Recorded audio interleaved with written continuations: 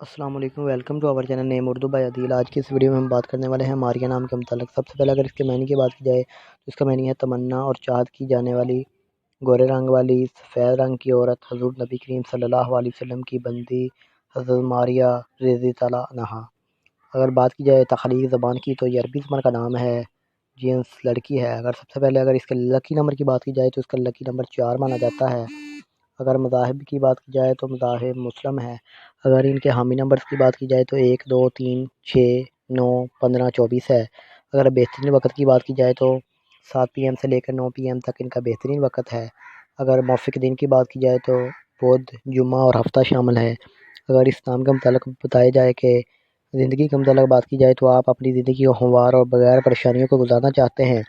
اگر موافق پتھر کی بات اگر سیارے کی بات کی جائے تو زہرہ سیارہ ہے۔